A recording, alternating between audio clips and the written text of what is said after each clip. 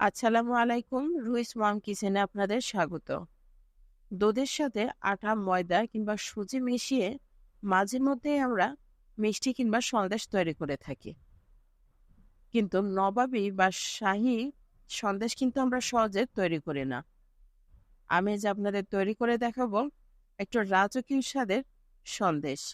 এটা খেতে এতটাই সুস্বাদু, এক কথায় অমৃত। এটা একবার যে খাবে এই জীবনে এই স্বাদ সে ভুলতে পারবে না। এটা ঠিক ততটাই সুস্বাদু। বাচ্চা থেকে বুড়ো সবার কাছে ভালো লাগবে। তো চলুন কথা না বাড়িয়ে প্রস্তুত প্রণালীতে যাওয়া যাক। আমি একটা কড়াই নিয়ে নিচ্ছি, ১ কৌটা কনডেন্স মিল্ক। আমি এখানে ১ কৌটার পুরোটাই ব্যবহার করেছি। আমি দিয়ে দিচ্ছি 1/2 কাপ গুঁড়া দুধ।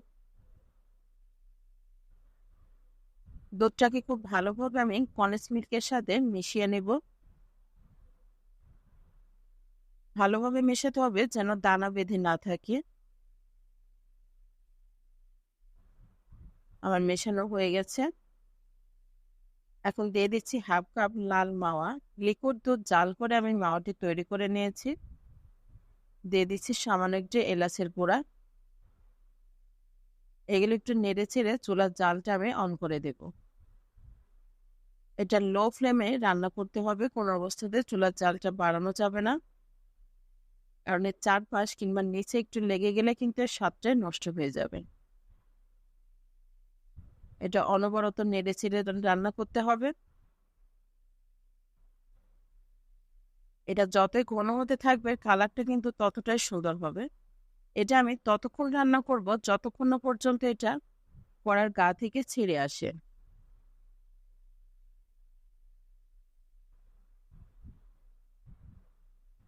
দেখুন কড়ার গা থেকে ছেড়ে এসেছে। এখন আমি চুলার জালটা বন্ধ করে দেব এবং ঢাকনা দিয়ে ঢেকে একটা পাশে রেখে দেব ঠান্ডা হবার জন্য। ঠান্ডা হবার পর দেখুন এটা দেখতে এমন হবে। একদম হার্ড হবে না, আবার এক নরম তুলতুলে হবে না। এটা আলাদা করে মথে নেওয়ার কোনো প্রয়োজন নেই। আমি এখানে ২ হাতের সাহায্যে আমি ৫টা ডো তৈরি করে নিচ্ছি। এগুলোকে এক সাইডে রেখে একটা ডো আমি এভাবে করে নিচ্ছি।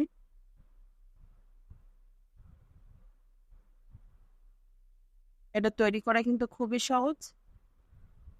আমি এটা থেকে ছোট ছোট টুকরো করে নিচ্ছি। এখান থেকে একটা টুকরো নিলাম।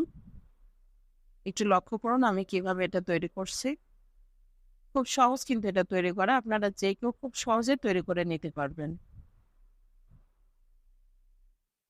এ পর্যায়ে এটা কিন্তু একটি স্টিকি ভাব রয়েছে।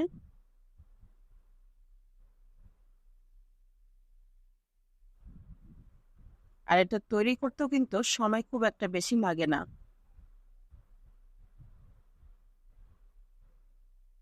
একটা তৈরি হয়ে গেল, আমি আরো একটা তৈরি করে দেখাচ্ছি।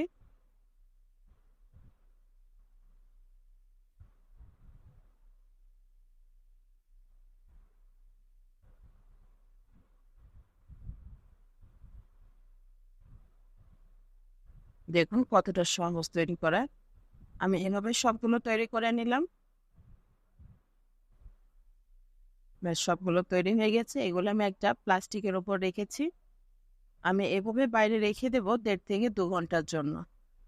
১.৫ থেকে ২ ঘন্টা পর এটা খুব সুন্দরভাবে সেট হয়ে যাবে। ফ্রিজে রাখার কোনো প্রয়োজন নেই।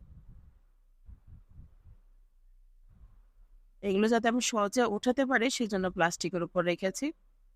আমি এখন পরিবেশন করছি। দেখুন এটা দেখতে কতটা সুন্দর লাগছে। আপনাদের যদি ভালো লেগে থাকে কমেন্ট করে জানাতে ভুলবেন না। একটা লাইক দিবেন। সাবস্ক্রাইব করে বেল বাটনটি প্রেস করে রাখবেন পরবর্তী ভিডিওর নোটিফিকেশন সবার আগে পাওয়ার জন্য।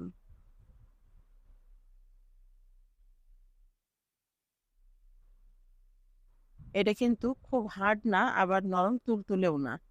আমি এর উল্টা পাশটাও দেখাচ্ছি।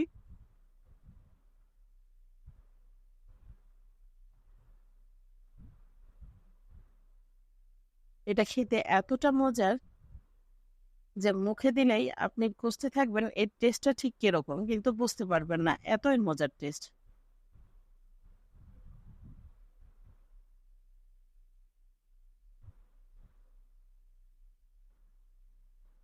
আজ এই পর্যন্তই। পরবর্তী ভিডিও দেখার আমন্ত্রণ জানিয়ে আজকের ভিডিওটা এখানেই শেষ করছি। অনেক অনেক ভালো থাকবেন আপনারা। আল্লাহ হাফেজ।